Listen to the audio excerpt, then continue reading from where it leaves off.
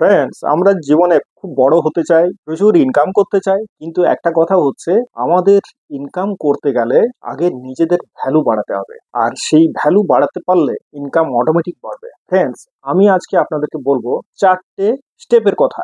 এই চারটে স্টেপ যদি আমরা নিয়মিত ফলো করতে পারি তাহলে উইদিন নেক্সট 5 ইয়ার্স আমরা নিজেদেরকে একটা অন্য জায়গায়, অন্য উচ্চতায় দেখতে পাবো। তার মধ্যে প্রথম স্টেপ হচ্ছে রিডিং বুকস। কি বই? পজিটিভ মেন্টাল অ্যাটিটিউডের বই পড়া খুব ইম্পর্টেন্ট। আজকালকার দিনে সব ভাষাতেই এইসব পজিটিভ মেন্টাল অ্যাটিটিউডের বইগুলো পাওয়া যায়। তো সুতরাং এইগুলো নিয়মিত পড়া অভ্যেস করতে হবে। একজন মনীষী বলে গেছেন, miss a meal if you have to, but don't miss a বুক।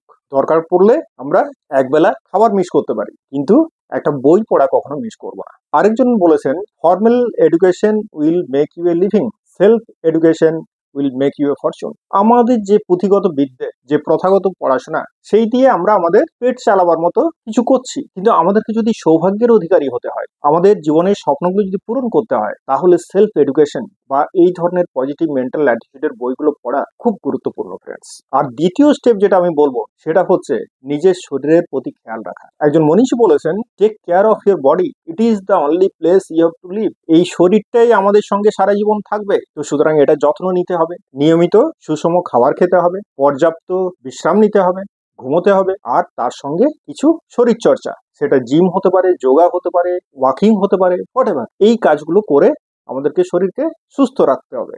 আর তার সঙ্গে অবশ্যই যেগুলো শরীরের পক্ষে ক্ষতিকারক খাবার দাবার, জাঙ্ক ফুড, স্পাইসি ফুড, এগুলো অ্যাভয়েড করতে হবে। কারণ একটা জিনিস মনে রাখতে হবে যে আমরা সৌভাগ্যের অধিকারী তো হলাম, বাড়ির সামনে মার্সিডিজ বেঞ্চ দাঁড়িয়ে আছে আর আমি একটা হুইল চেয়ারে বসে আছি, আমার সামনে থরে থরে খাবার সাজানো আছে, মাছ মাংস সবকিছু, অথচ আমি খেতে পাচ্ছি না, শরীর রোগাক্রান্ত। তাহলে এরকম ফরচুনে কি লাভ? সুতরাং শরীরের উপর যত্ন নিতে হবে এবং নিয়মিত শরীর চর্চা করতে হবে, সুষম খাবার খেতে হবে, অ্যাডিকুয়েট রেস্ট নিতে হবে। আর 3 নম্বর স্টেপ আমি যেটা বলবো, avoid negative people, negative association. একটা কথাই আছে, আমি যদি 6 মাস 5জন অসৎ ব্যক্তির সঙ্গে কাটাই, তাহলে 6 নম্বর অসৎ ব্যক্তিটি আমি নিজে হয়ে যাবো। আবার 6 মাস যদি আমি সৎ ব্যক্তিদের সঙ্গে কাটাই, ওঠা বসা করি, তাহলে 6 নম্বর সৎ ব্যক্তিটি আমি হয়ে যাব। অর্থাৎ আমাদের জীবনে আমরা কি, সেটা নির্ভর করছে আমরা কাদের সঙ্গে ওঠা বসা করছি। তো ফ্রেন্ডস, নেগেটিভ অ্যাসোসিয়েশন আমাদেরকে কখনো পজিটিভ আউটকামে নিয়ে যাবে না। আজকে আমরা মহাভারতে দেখেছি যে বীর দুর্যোধনের কি অবস্থা হয়েছে,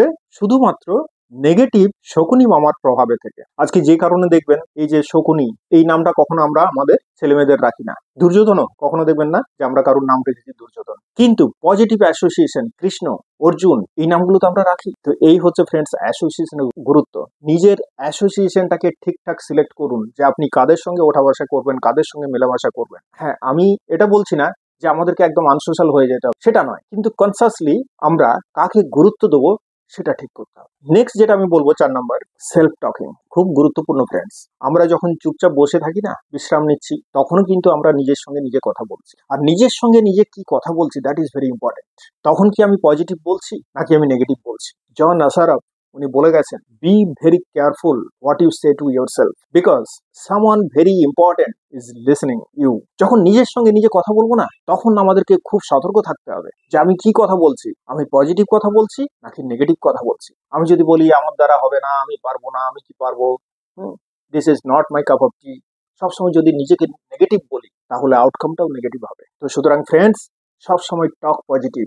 শুধু সেলফ টকিং নয় ফ্রেন্ডস, তার সঙ্গে আমরা যখন মানুষজনের সঙ্গে কথা বলবো, সেখানেও কিন্তু পজিটিভ কথাই বলবো। খুব বেশি নেগেটিভে যদি আমরা সবসময় ইনভলভ থাকি, তাহলে আউটকামটাও কিন্তু নেগেটিভ আসবে। এই 4টে পয়েন্ট, এই 4টে স্টেপস আমাদেরকে খেয়াল রাখতে হবে, এবং 4 থেকে 5 বছর যদি আমরা এইগুলো হ্যাবিটে পরিণত করে নিতে পারি, তাহলে আমাদের ভ্যালু ইনক্রিজ হবে, তার সঙ্গে আমাদের ইনকামও ইনক্রিজ করবে।